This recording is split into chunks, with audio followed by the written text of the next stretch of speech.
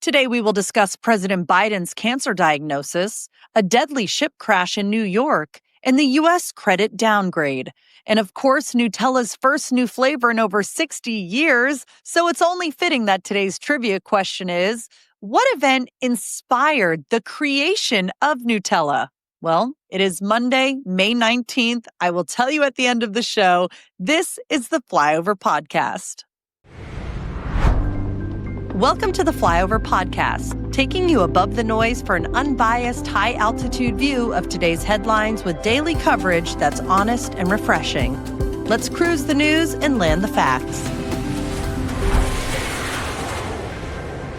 Good morning. I'm your weekday host, Ayla Brown. It's Monday. We are 4 weeks into the launch of the Flyover Podcast, and we appreciate you finding us, sharing, and of course, commenting. It's a great way to start the week, not only for me, but I hope for you as well. So let's take off with today's biggest headlines. First, some breaking health news about former President Joe Biden. His office just confirmed that the 82-year-old has been diagnosed with an aggressive form of prostate cancer that has already spread to his bones. The cancer was found after Biden reported worsening urinary symptoms, and testing revealed a high-grade tumor with a Gleason score of 9, which is pretty serious. That said, doctors say it's hormone sensitive, which means there are still potentially effective treatment options on the table. The diagnosis is raising new questions about transparency during his final year in office, especially since earlier reports had declared him, quote, fit to serve during the 2024 election cycle. Right now, Biden and his family are reviewing treatment plans with his medical team. President Trump expressed condolences and wished Biden a, quote, fast and successful recovery in a Truth Social post.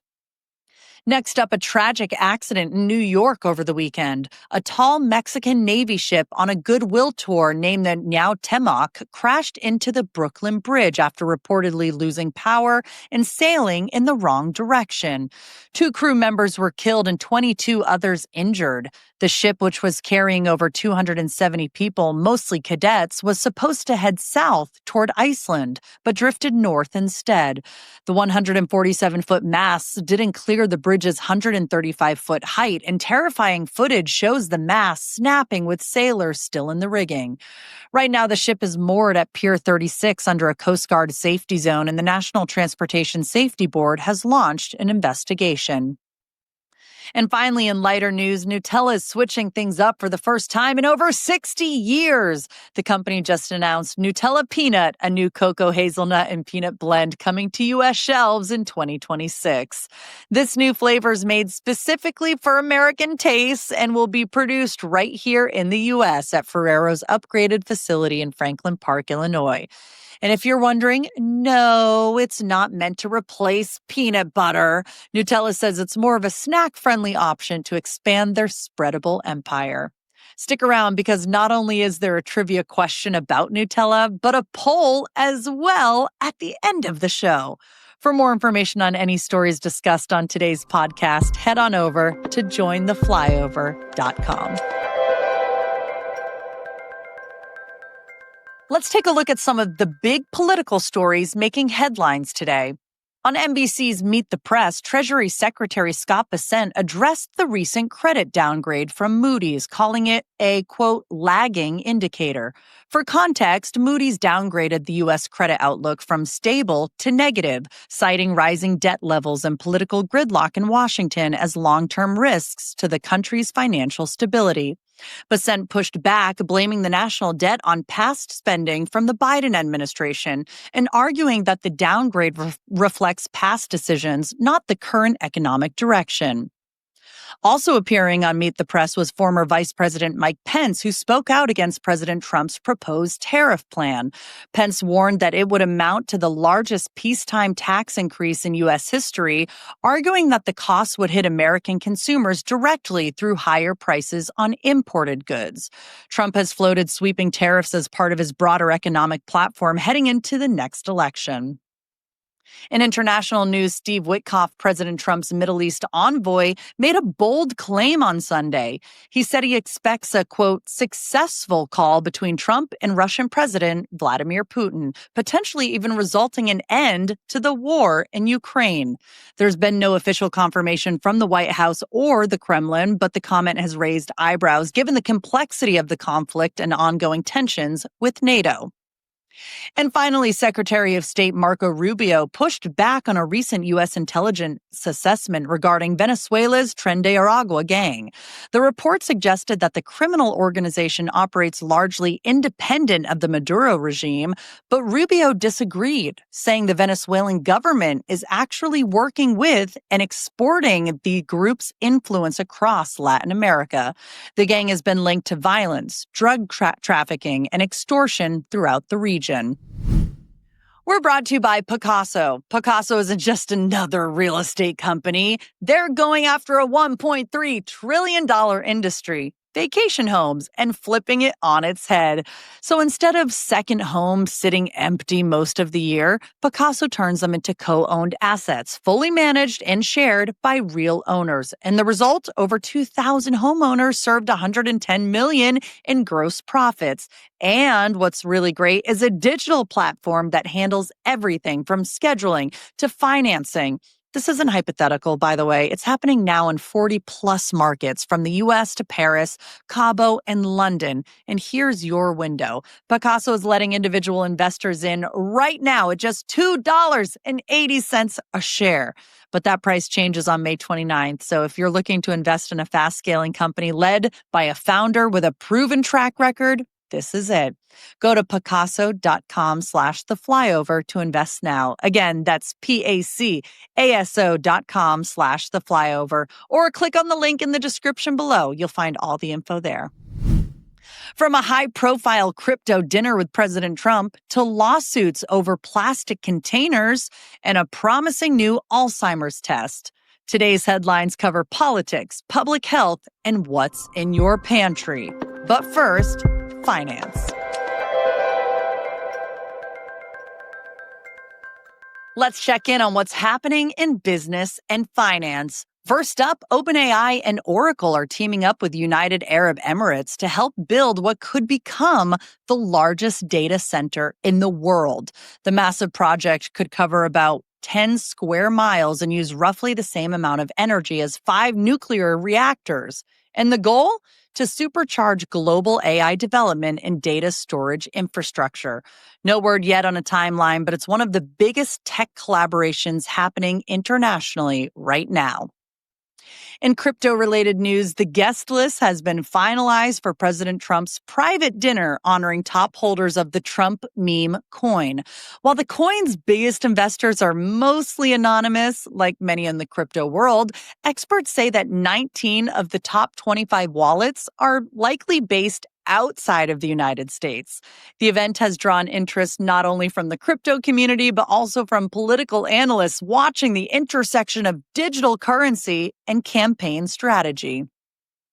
And finally, both Ziploc and Newell Brands, the parent company of Rubbermaid, are now facing class action lawsuits. The suits allege that their plastic containers may be releasing harmful microplastics into food, especially when heated or reused.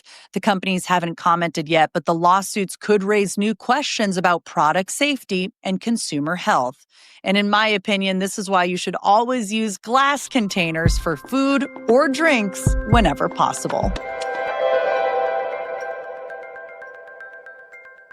Let's take a look at what's happening in the world of sports. First up, Scottie Scheffler has done it again, winning the 2025 PGA Championship at Quail Hollow for his third major title. He finished at 11 under par, holding off a tight field with clutch birdies on the back nine and a steady, even par 71 on the day. Tied for second at 6 under were Bryson DeChambeau, Harris English, and Davis Riley. John Ram made a run but slipped late and finished tied for 8th. With this win, Scottie Scheffler adds the Wanamaker Trophy to his growing collection and moves one step closer to a career Grand Slam. Next, a big win at the Preakness Stakes, a bit of a comeback story, actually. A racehorse named Journalism took home the victory in the 150th running of the Preakness after trailing by as many as 5 lengths early on. It's a milestone year for the race, and Journalism's late surge made it one to remember. In Major League Baseball, Philadelphia Phillies pitcher Jose Alvarado has been suspended for 80 games for violating MLB's policy on performance-enhancing drugs. Alvarado is a key part of the Phillies bullpen, so this is a big loss for the team as they push through the season. And in the WNBA, the rivalry between Caitlin Clark and Angel Reese, it's heating back up. The two clashed again on Saturday after a foul by Clark led to a verbal altercation on the court. Clark's team, the Indiana Fever, didn't let the drama slow them down, though. They went on to win 93-58. Let's wrap up with a few quick updates from the world of science and technology. Scientists say we may be sitting on a massive clean energy source. Literally, they've discovered large amounts of natural hydrogen trapped underground, and early estimates suggest it could power the planet for up to 170,000 years. The challenge, though, finding a way to economically extract it. Still, it's one of the most promising new developments in the clean energy space. In medical news, the FDA has approved a new blood test that could help doctors diagnose Alzheimer's disease earlier and more accurately. Right now, Alzheimer's is often diagnosed late or through very expensive brain scans. This test could help pave the way for earlier treatment and better care planning, potentially a game changer for millions of families. And finally, if you're out walking and you see a baby bird on the ground, here's what bird experts say to do. If it is featherless, it's probably a nestling, and you can gently place it back in the nest if you can find the nest. If it is fully feathered, it is likely fledgling, learning to fly. And in that case, the best thing to do is actually leave it alone because its parents are usually nearby, even if you don't see them. By the way, that is going to be very hard to tell someone like my sister who is on a mission to save every animal on the planet. Maybe it will help you too.